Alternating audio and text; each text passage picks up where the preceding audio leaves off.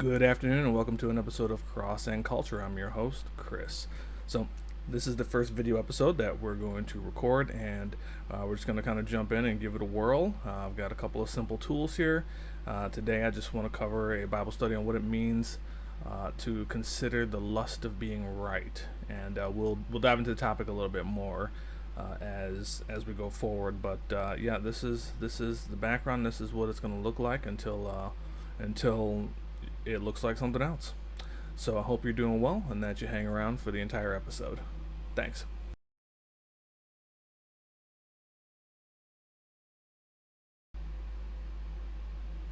So as we move forward, I just want to give a shout out to Logos Bible Software. I'm not affiliated with them, but I love the software and I use it for everything from Bible studies to seminary to preparing notes for this episode and these shows. So not affiliated, but again, one of the best investments I made. So shout out to Logos Bible Software. Free shout out to you, to the 10 people that are listening to me. Thank you for what you guys do and for being available in the days of technology that we have. So that being considered, I just want to jump right into the topic of the day, and that is the lust of being right. What is it? What does it mean? Is it something that is in your life? Is it something that is harming you, harming relationships? So let's jump in, consider it, and we'll discuss the details of it as we go along.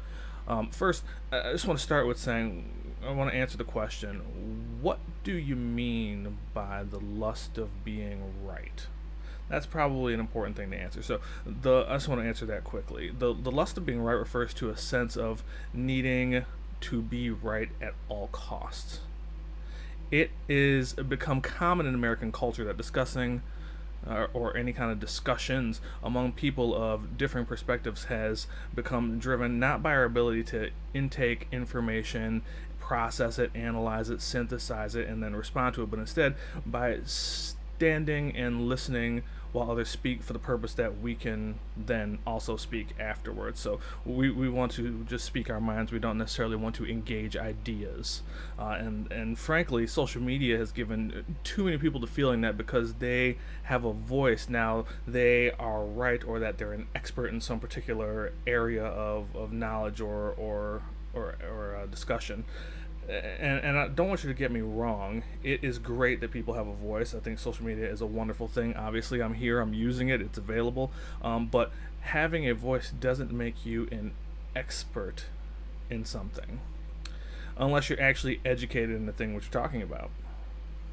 Now, consider this. We've got basketball players talking about world and economic politics and policy. We've got random talk show hosts talking about spotting their opinions on some of the toughest Bible doctrines there are to decipher and discern, and talking about some of the toughest doctrines in religion, right? And opining on them, pontificating on them. We've got fashion designers discussing public policy. Have an opinion. It's okay to have an opinion, but don't pretend to be an expert if you're not. Is that fair? However, because of this, it's giving rise to the fact that people with a platform, they have this platform, and so they have an ability to speak, and that their ability and platform is equitable to expertise when it just isn't. So we'll give you, for example, without using any names, right? We've got a few basketball players or coaches who like to jump into the political foray and talk about what's going on and speak as though there is systemic racism still alive in our country. Let's kind of freewheel off of this. It's not in my notes, but I want to freewheel off of this a little bit because it's an important idea, right? So systemic racism, as you can imagine, comes from the idea that there is racism ingrained and embedded in the system itself that exists in the country. That's just not the case. When you look back at the history of America, can we say that yes, we have a horrific history of how we treat African Americans in the history of the country? Yes, absolutely. And frankly, when we have these people that are talking about the systemic racism, we have a history of it in the country, yes. We know that Jim Crow laws affected the African American community greatly, and that some of the residual effects of that still do exist today. That is true. However, what we do not have is a system in place like Jim Crow that exists for the purpose of holding back a certain minority or ethnic group.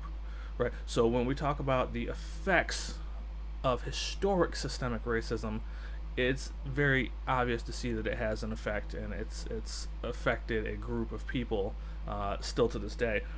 But to say that we have systemic racism currently is an exaggeration and fabrication, and it's just it's an uneducated position, frankly, because we're not looking at the logic of what it means to have a systemic order in place that is creating a rule that is specifically designed to disadvantage a certain group of people, right? So that's not going to be popular because I'm black. So, but it doesn't matter because it's true. So we can fight against that all day, but the fact is that there are no laws in place like Jim Crow laws today, right? And so because there are no laws like Jim Crow laws today, it's very difficult to make the case that we have systemic racism still existing in our country.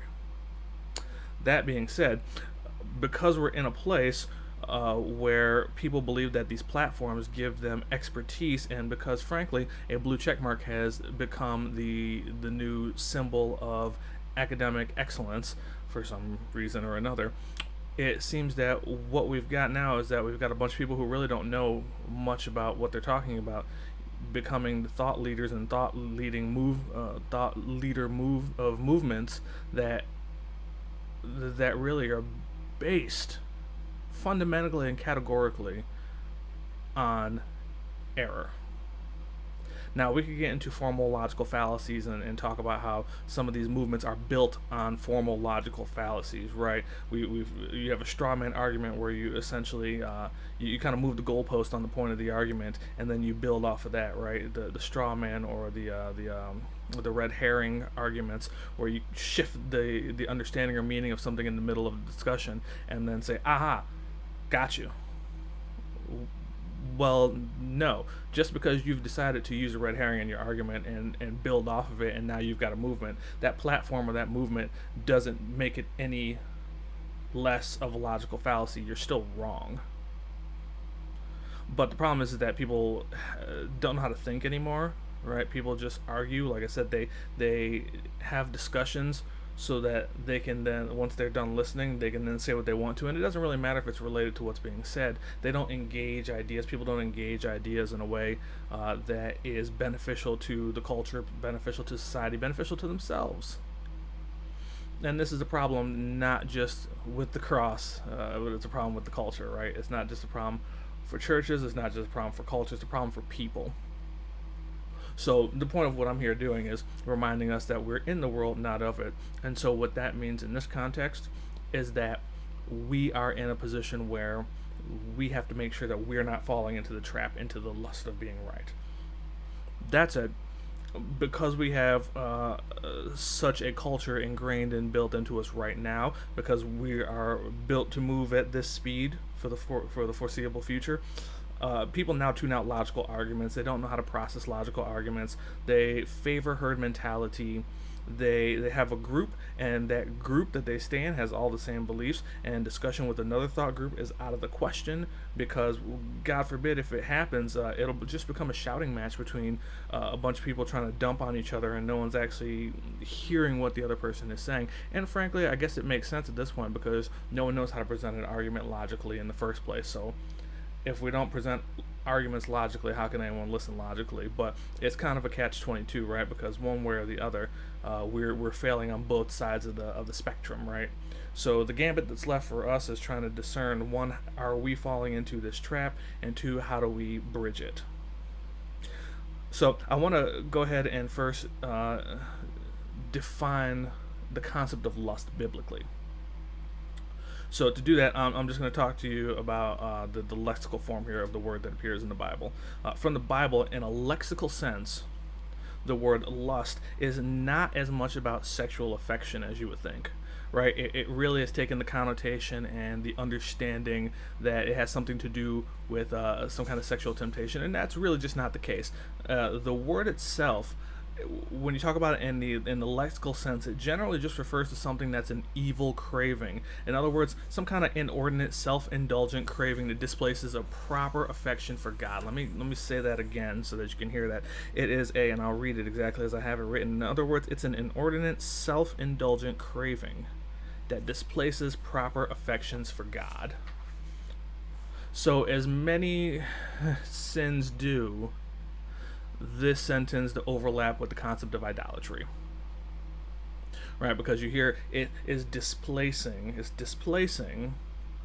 the proper affection for God. It's taking over the seat. It's taking over the throne where God should be in our hearts and minds. So lust is an offshoot from this sin of idolatry, and that's why the Ten Commandments are built the way they are, right? The first commandment: I'm the Lord your God, you shall have no other gods before me. That reminder to us is basically that when that happens, when we breach that one, you can expect a multitude of other sins to start pouring out of it, right? So this lust is, again, as many sins do, they overlap with the concept of idolatry. And lust happens when there's this ungodly craving after something, and because you desire that thing more than a proper relationship with God, even in that moment, you pursue it. Now, let's consider a couple of biblical topics. I'm going to shift over to Logos. You can't see me, but if you've got your Bible, you can follow along. And what we're looking at is the King James Bible. We're looking at John chapter 8, verse 44. You can use whatever formal equivalence Bible you prefer. I don't care. The King James is my preference. But as we go over to John 8:44, I just want to point out that we are discussing the concept of lust here. So let's consider that, and it looks like my Logos has basically opened up everything in the world. So we're just gonna simplify what's going on here. Sorry for that, and we'll get back to what we're doing. So here, John chapter 8, very famous chapter. We get into the history of the chapter and its place in canon, but the most important thing is that the scholars and folks believe this is authentic to the apostle writing. So that's the most important thing here. But let's consider this in the context of what we're talking about today, the lust of being right. John chapter 8, verse 44. Here's how Jesus uses the word. You are of your father the devil, and the lusts of your father you will do. He was a murderer from the beginning, and abode not in the truth, because there is no truth in him. When he speaketh a lie, he speaketh for his own, for he is a liar and the father of it. So look at the way that the word lust is used here. It has no connotation to any kind of sexual desire or anything of that nature. He's talking about the lust of your father, the devil. And how does Jesus define that lust of the devil? He goes and he says, he was a murderer from the beginning. He lusted for power, position, and it drives him to murder. It drives him to lying. So you see, the use of the word here is broader than maybe what we're used to in modern evangelicalism, even in modern Reform theology. You know, we hear the word lust, we immediately think of that connotation, but it's not just that. Another passage that we could consider as we're looking at it is going to be Second Timothy, and I see why my Logos did what it did, so I'm going to fix that. So 2 Timothy chapter 4, verse 3. Here he says, Paul's writing to young Timothy, and this is one of the last letters that Paul writes. He's guiding Timothy on how he should care for the church, and he gives him this reminder. For the time will come when they will not endure sound doctrine, but after their own lust shall they heap to themselves teachers, having itching ears, and they shall turn away their ears from the truth, and shall be turned into fables. So here he says the time's going to come where they're not going to listen to sound doctrine. So this is just the gambit of biblical teaching, right? This is just all the things that Paul has been teaching to Timothy and all the things that Paul anticipates Timothy teaching with faithful men and encouraging them and building up the church, right? Paul here is saying there's going to come a time where they're not going to want to listen to you anymore.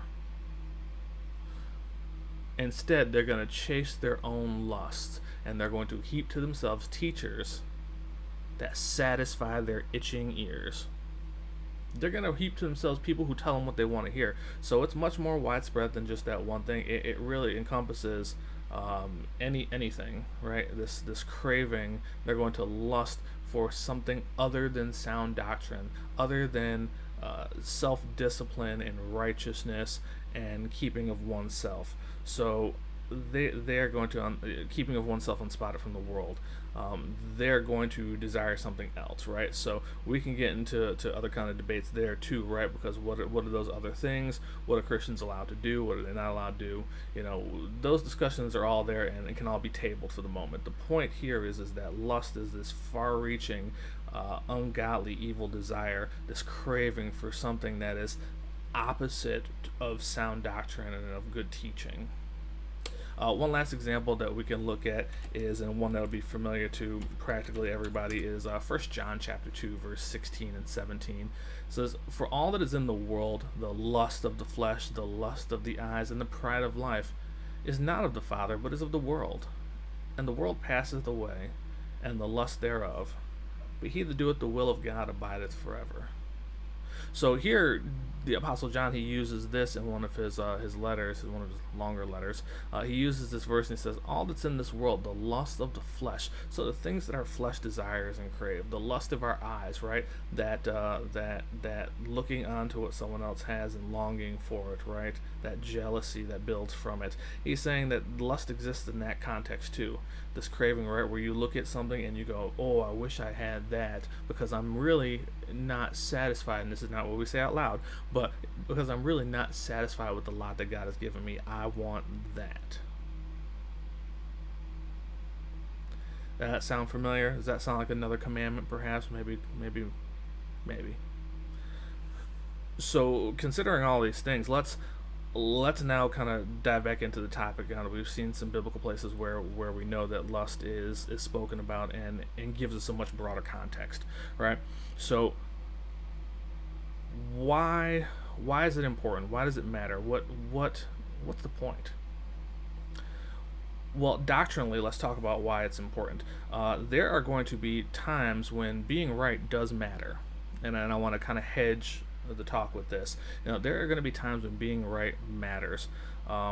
We want to be able to say that things can be objectively true. We don't want to. We're not living in this age here with everyone else in the secular world, basically saying, well, everything's relative. I have my truth, you have yours. What's true for me may not be true for you. Okay, well, the problem that we have in the quest for being right and in these discussions that we have is that there are certainly times where something's going to work better for you than it works for me. Exercise and dieting is a really great example, right? Not saying that one person should diet and exercise and one person should eat Cheetos and bean dip, as their diet. But what I'm saying is that there's different kinds of exercises and there's different kinds of diets that people adhere to, and their bodies respond differently to it, right? Running might not yield much results for someone, or they might have bad joints and they really can't, engage in it in that way. So they weight lift, or they do something that's less strenuous, maybe resistance training, something of that nature, right? Cycling. That's all well and good. There's no problem there, right? Because your body is made to respond differently. But then there are these objective truths in the world that there should be no question about, if there's a right and wrong to them. A big one people will focus on and is a topic of much aggression, abortion, right? People say my body, my choice, and then other people say, well, what about the body inside you? Didn't you have a choice before you were pregnant? and then people say, well, what about this, what about that, and then we get into whataboutism, right? And then we're already rushing off to the discussion where nobody's listening to each other, right? And make no mistake about it, I'm firmly against abortion, especially this leisurely abortion that we tend to have, where we just, some people just want to have it for the sake of, and I'm not saying everybody, but some people want to have it for the sake of being able to keep up their social life. Yeah, that's ridiculous. Yeah, I'll use the word ridiculous. And yet at the same time, I think that we can have intelligent discussions about some of the other perspectives once we get some of the whataboutism off the table. So, for instance, it's much easier to have a discussion on the topic of abortion once we get past the idea of, well, what about those who were raped? What about those who, had some unforeseen circumstance that was beyond their control, and that's the reason that they're pregnant and they want to have an abortion? Okay, well, once we wipe that, percentage of people off the table, let's get back to the larger percentage of people and then have a discussion there. But we basically, someone brings up that smaller percentage, and then we're off to the races listening, and the next thing you know, we're insulting each other and we're not having a conversation. So this is probably a good place to mention that this is the reason I am a firm believer in classical apologetics and not presuppositional apologetics, because I think that you have to engage someone's mind and heart and soul, and engage those things intellectually in a way, because God made us as intellectual creatures, right, to think and reason and ration, right? So if we are made in that image, then it only makes sense that we should be polemical in that same context. So why is it important? Getting back to why it's important. It's important because, again, we do need to have objective truths in this world. Now, the next logical question for anyone who's got their mind open is going to be, where do those objective truths come from? Right? Because we want to ask ourselves, when does it matter where we have to be right? Why is it important? When are facts verifiable and are truly facts? There's a lot of discussion, and more discussion than I have time for here today, but we can look into things that are statistical, right? And those are dangerous, because sometimes people who are statisticians are good with numbers. They can make statistics say whatever they want, but statistics is one form of being able to get to some kind of objective truth, so to speak. There is reasonable study, and science and hypothesis. That's another way to get to some kind of reasonable truth. Now, keep in mind, when we talk about science, remember that a lot of science, as is the medical field and other things, a lot of it is a work in progress, so to speak, right? The whole idea behind it is someone builds a theory, tries to prove the theory, and then once they've proven it, they've got a proof, right? So keep in mind that even things like, the theory of evolution, the reason it's called a theory is because people continue to work and evolve that thing. So there are going to be many times where we see that something we thought was solidified is going to end up being not solidified. Today's pandemic is a great example of that, right? We look at the numbers, and in the beginning, here's an estimation of everything bad that's going to happen. As we learn more about what's going on, those numbers change, they flex. There still can be a good source to some degree of objectivity, depending on where you get your news from, I suppose. But there's still a closer level of objectivity, because at least they are built on something verifiable that you can examine. That's important. Something that you can examine is important, right? Not just because I said so.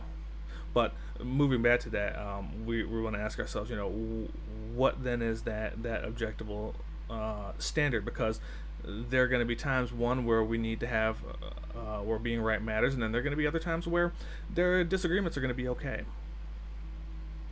And so with subjective opinions, I think the 76ers are a great basketball team. You don't. Totally fine. Doesn't matter. This team won the championship. Well, that doesn't necessarily mean they were the best. It just means they were the best in the sequence in which things unfolded, right? Totally fine. Doesn't matter what team I like best. Doesn't matter really what team you like best. I live here in Western New York with the Bills. They haven't won anything since, I don't even know. So I don't think I could read when that was the case. So, whatever, but people love them. So the whole idea is that there's going to be some times where it matters to be right. There are going to be some times when disagreements are okay. but we have to remember why being right matters sometimes, and then we have to remember why subjective opinions are okay sometimes. But the real question is going to come back to that when being right matters question, that being right matters statement, because the question then is going to come to what's going to be the standard. What's going to be the standard to determine what's right when we need it to be right? I'm going to take a sip out of my Cars cup here of my fruit smoothie, thanks. So, what's going to be the standard? But when we talk about objectivity, I'm going to posit that the Bible is the moral and ethical standard, and that a theological standard, when read accurately, or at least with the best practices. So, because we're going to ask about what a standard is, I'm going to say the standard is the Bible. Straight up. No problem. Then someone's going to come back and ask me, okay, well, if the Bible is the standard, who's right? The Protestants, the Lutherans, the Anglicans, the Catholics. There's so many different ones. How can that be the standard? Well, what you're going to find is that, in general, throughout history, there is going to be some truths that are qualified between all the groups, right? There is little historical evidence to contradict the existence and miracles of Jesus Christ. There are some dishonest historians out there that would like to simply say, hey, this didn't happen, but there is too much attestation to, at the very least, his existence, and that he caused some sort of stir in the area in which he lived and the time in which he lived. So at the very base, it is dishonest, it is academically dishonest to simply say he didn't exist, because the history records, the archaeological records prove that to be incorrect. Now, we can have discussions about what he did and who he was and so on and so forth, but to simply say Jesus didn't exist is just it's just academically lazy. But it's okay, we can do that, that's fine.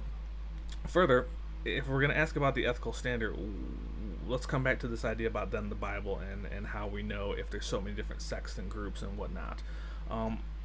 There are with many things academic standards by which we can study the written word, and there are people that are specifically trained to do that. And there are people that have an interest in it and do that. And then we know that there's also a spiritual side of that where God gifts people to teach out of that. Now, I believe that those two things go hand in hand. I really find it hard to believe that we're going to have a gifted person who doesn't have an academic understanding of the Bible. And I'm going to find it hard to say that there's a person with an academic standard of understanding the Bible who doesn't have a spiritual gift of it. I believe the two go hand in hand when God is involved. Right now, separate from that, we can have one or the other, but when God is involved, it seems to be that those things come together, right? Because He wants His people trained in the truth. Even in the Old Testament, there was in the book of Samuel the school of the prophets, and they would gather around and they would be taught by the prophet, and they would learn to prophesy and preach to the people. That has existed. That idea of the school of the prophets has existed in one sense or another since the time of Samuel. Okay, so people like to call it the seminary, the cemetery. Cute joke, but biblically, this concept has existed since the Old Testament. So when we are taking the time to read these in the prayer of the Spirit, through the gifting of God, through the training of men by other godly gifted called men, we come closer to some kind of standard truth. And amongst those people historically, while there are some differences, the objective truths seem to match over the course of those people.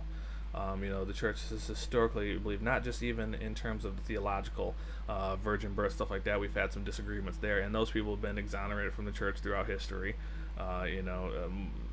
You consider a denomination I'm a part of, begins in the 1920s with a disagreement about the divinity of Christ and what people should believe, what ministers specifically should believe about Christ.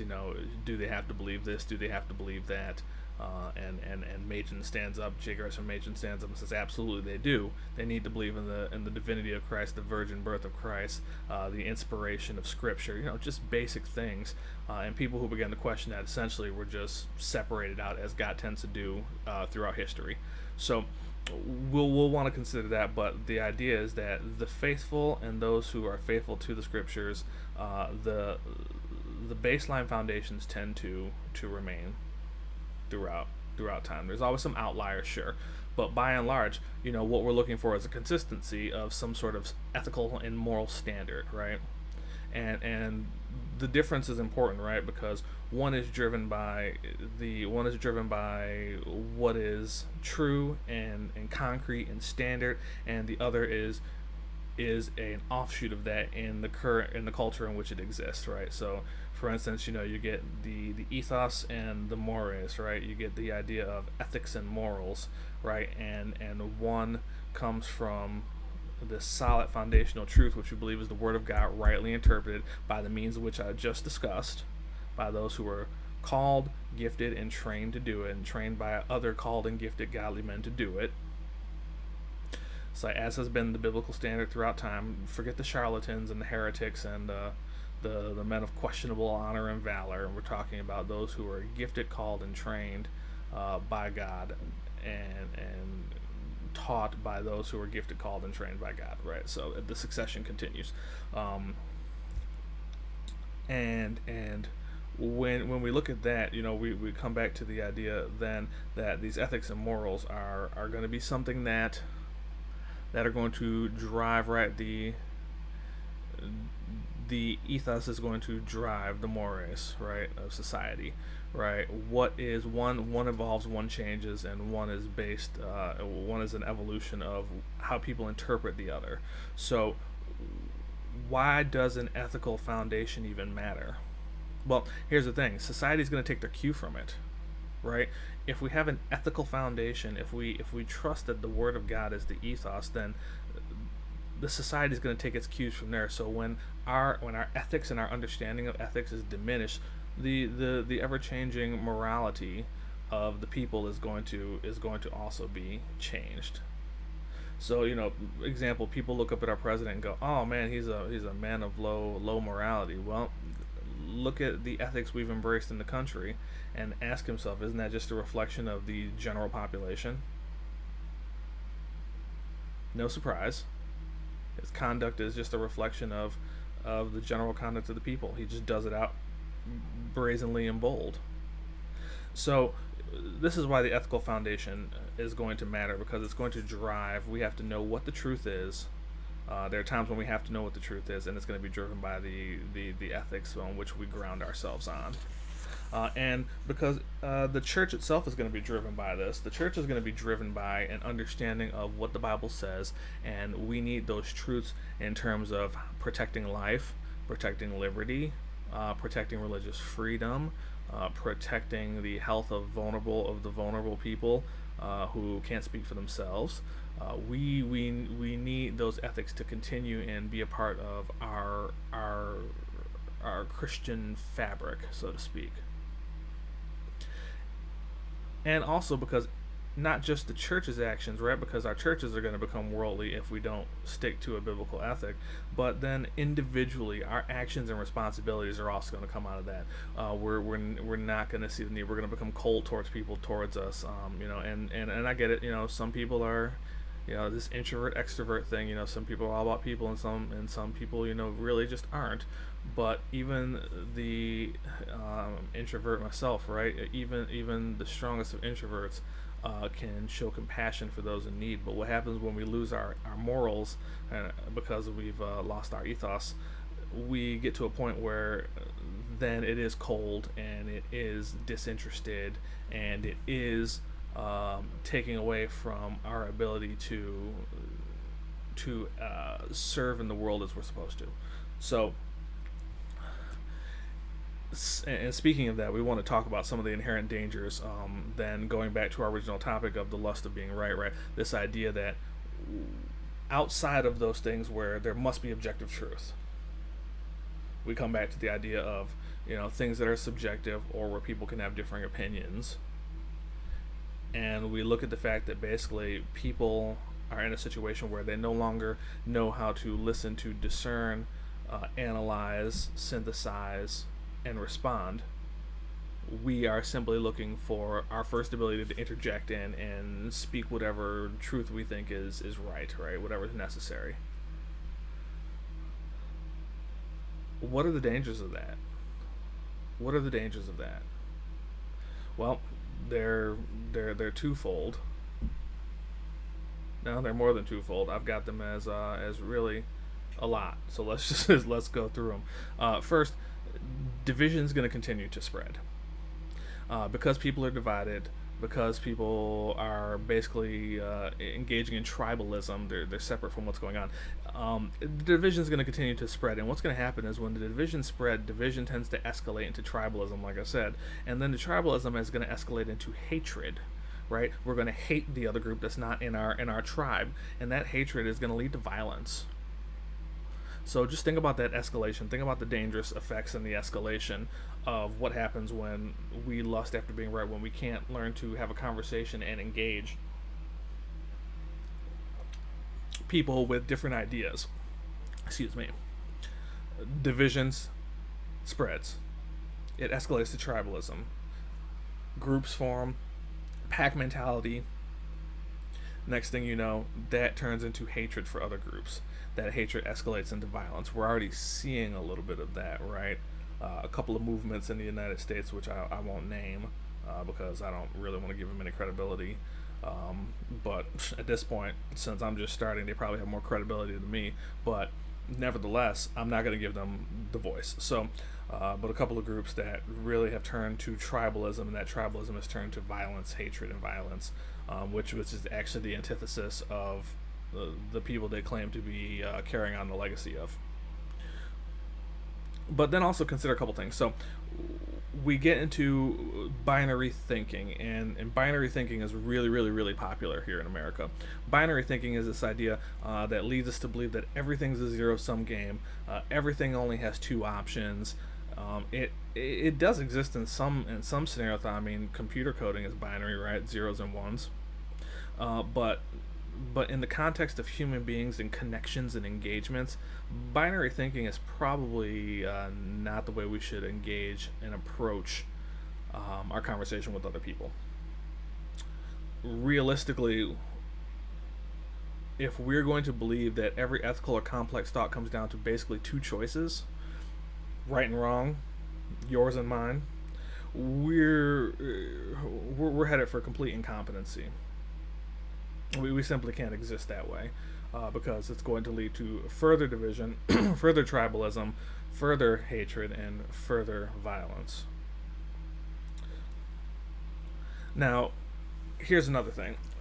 I want to talk about logical, complex thought. Because it's the antithesis, it's the opposite of binary thinking, right? Robust, logical, and complex thought, it takes many things into account. So it can coexist with deeply held beliefs, right? But it doesn't allow those deeply held beliefs to go unexamined. So here's an example. In the Christian context, we're not asked to believe without evidence. Now, there are people out there that they say they don't need any evidence whatsoever.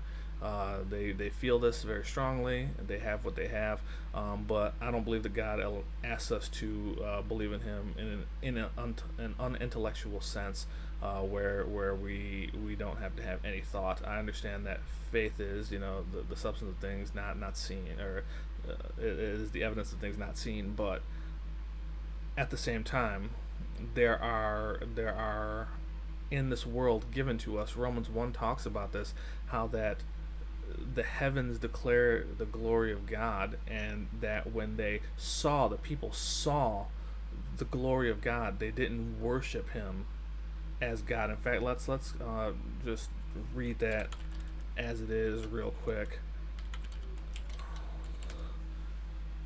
So here in Romans chapter 1, it talks about this in verse 18. For the wrath of God is revealed from heaven against all ungodliness and unrighteousness of men who hold the truth in unrighteousness, because that which may be known of God is manifest in them, for God has shown it unto them. For the invisible things of him from the creation of the world are clearly seen, being understood by the things that are made, even his eternal power and Godhead, so that they are without excuse. So here is this evidence that God is saying, hey, listen, and the invisible things in the creation of the world, they're clearly seen, and it's understood by the things that are made that God exists. So God doesn't leave us in this world to simply say, hey, you believe without any evidence. You just look around you. Look around you. It's like an ontological argument is not beneath me. I think it's a very good argument for the existence of God. Again, classical apologetics, but nevertheless, when you look back at it, I like apologetics. When you look back at how we have the kind of evidence we've been given throughout time, it's pretty clear that God doesn't want us to just believe in him with no intellectual thought behind it whatsoever. He didn't make us like that. If we're made in his image, again, we are made to be rational and complex human beings with the ability to think robustly. So here we are. We're provided historical evidence in various disciplines: science, history, church, archaeology, for the evidence of many of the things we believe. And a lot of times we find out science eventually catches up to stuff that the Bible said. So and then you can always take something out of context to try and take it a certain way. But a lot of times the people who are against this line of thinking that the Bible actually does evidence some things have to work pretty hard and do some pretty serious exegetical gymnastics. So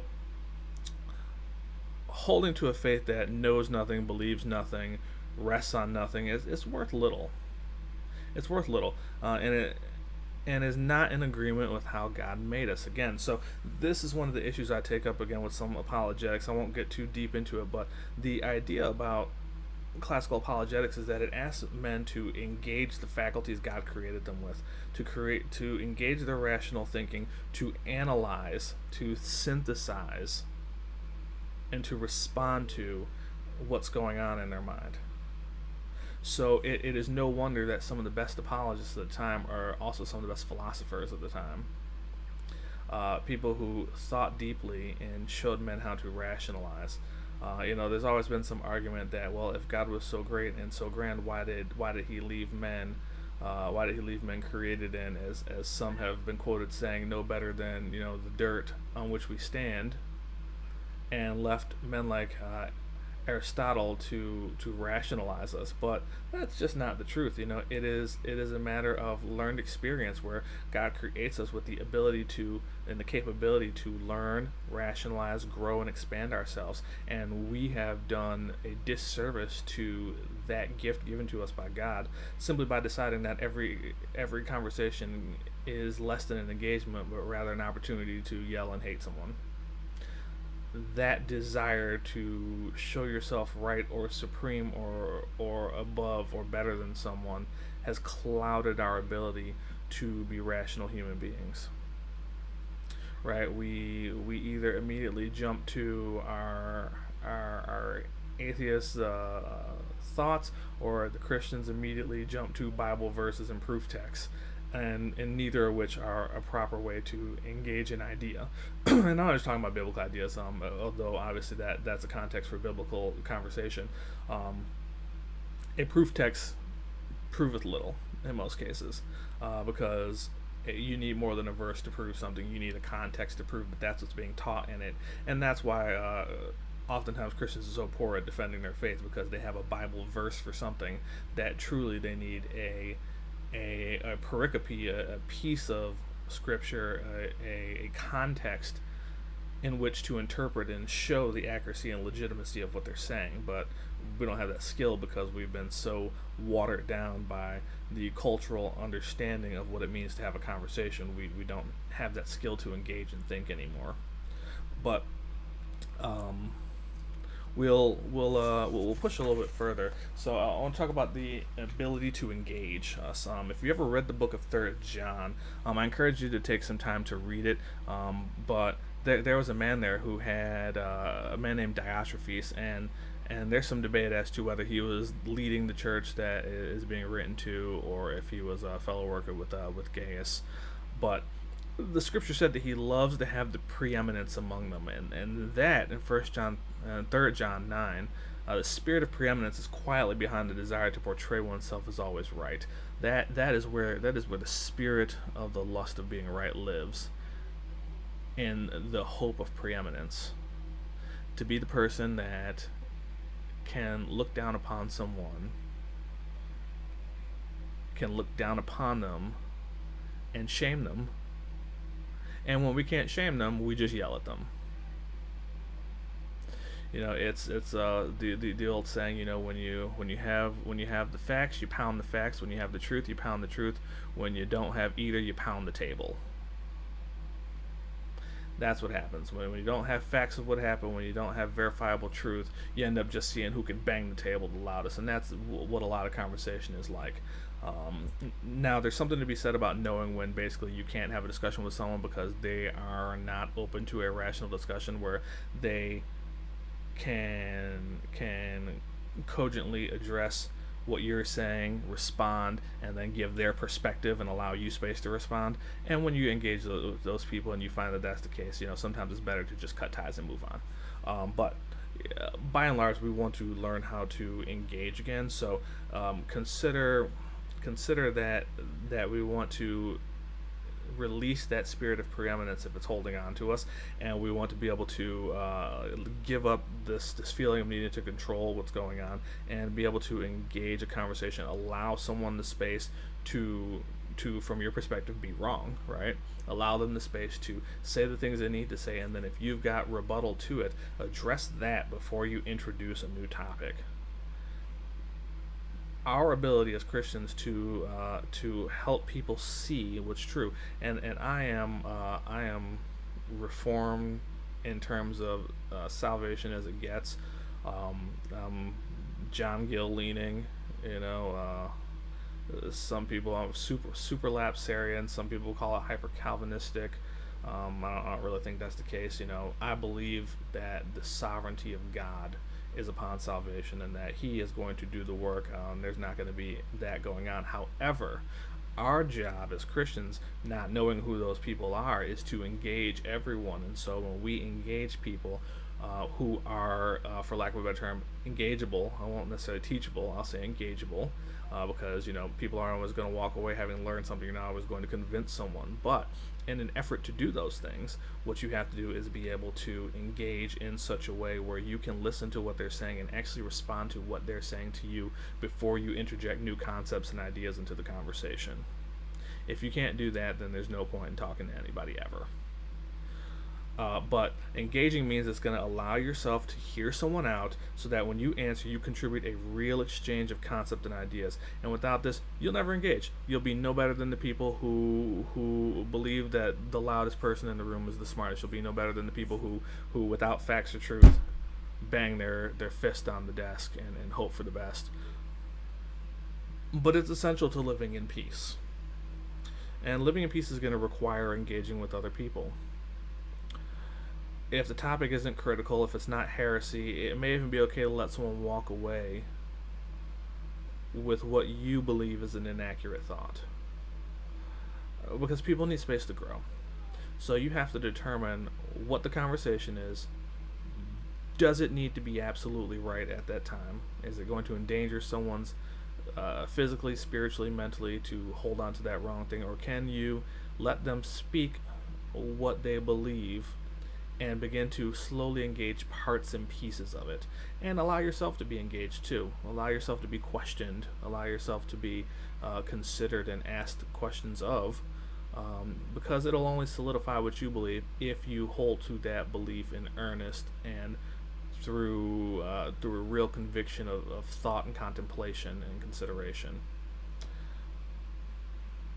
What we want to do is understand people need space to grow, and non-damning or damaging beliefs may be the right avenue to allow that space. So if you are dealing with this, if you know folks who have this lust of being right, and they constantly feel the need to be the overbearing party, let me suggest a couple of remedies. Let me suggest three remedies before we close here. Let me first suggest humility. Humility, that ability to be lower than, put yourself in the lower position. It's really well said in Philippians. Let's read Philippians chapter 2. Pull it up here on the old trusty Logos. Shout out to Logos. Um, chapter 2. Look at verse 1 right at the beginning. If there be therefore any consolation in Christ, if any comfort of love, if any fellowship of the Spirit, if any bowels and mercies, fulfill ye my joy, that ye be like minded, having the same love, being of one accord, of one mind. Let nothing be done through strife or vainglory, but in lowliness of mind let each esteem other better than himself. Look not every man on his own things, but every man also on the things of others. And so, if we're doing that, if we are being able to let nothing be done in strife or vainglory, if we know how to walk away from those things, just like the verse we read in Timothy, where people are lusting after hearing certain things, if we can let go of our need to be in strife with others, if we can let go of even our need to correct everything about everyone at once, and it's something you have to learn, it's something I have to learn. I'm not immune to it, but if we can do that, if we can look on others and understand, hey, this thing that they believe is not damnable heresy right now, it's not damaging to them or anyone. Let's slowly try. Let's hear what they have to say, and then slowly engage and try to correct towards what we think is more biblical. And we may find in the process that what we're trying to show them isn't actually as biblical as what they are thinking, and so we may have some course correction to make as well. So we need to be humble. We need to be able to look on the things of others, consider the well-being of others, and that leads me right into the second thought, that we need to have patience. Sometimes it's going to require the long haul. It's not going to be 3 days before you change someone's mind. It might take a couple of years. They might need to see and experience some of these things. And same for us. So make sure that, one, whatever it is that we are trying to teach and engage people on, we know well enough to know the pitfalls and the potential errors, so that, one, we have some confidence that we have engaged the subject well enough to know it ourselves, but then also that we've engaged it well enough to teach others and deal with any objections that they might have, and understand that it's not just going to take humility, but it's going to take patience. We have to be in discipleship for the long haul, or evangelism for the long haul. We need to make sure that we are people that are, while we're in this world, we are not of it, in the sense that we have latched onto the tribalism of rightism. I'm going to call it rightism, the lust of being right. And that we can learn to continually engage people patiently and humbly. And third, I'm going to say, commit to your own personal growth. That is a big thing, because you needing humility and patience, and me needing humility and patience, is a commitment to growth on our own end, to say that, hey, okay, I need to be able to allow someone space to do this, so let's make sure that we do that, and that we allow them that room to grow, because thereby we're going to grow. It reminds me of one of my favorite verses, the one that I have imprinted on every Bible I own. It's a physical print. 1 Timothy 4:16. Paul says, "Take heed unto thyself. Take heed unto thyself, and to the teaching. And in doing so, you might save yourself and those that hear you." So the full quote is, "Take heed unto thyself and unto the doctrine, for in doing so, you may save yourself and those that hear you."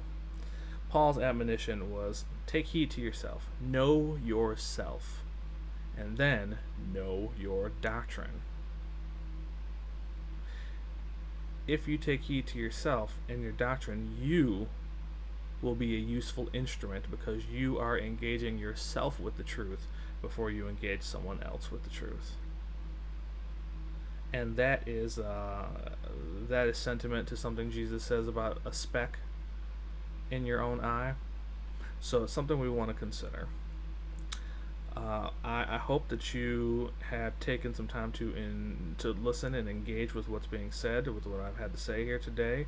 Um, I appreciate you taking the 50 something minutes to listen to this whole thing if you made it all the way through. I hope that you are blessed. I hope that you will pray for one another, that you'll pray for me, that I do the things that are here as well, and I'll be praying for you. So, this is the first video recording of Cross and Culture. I hope that it has been edifying and encouraging and informative to you so that you can be in the world, but not of it.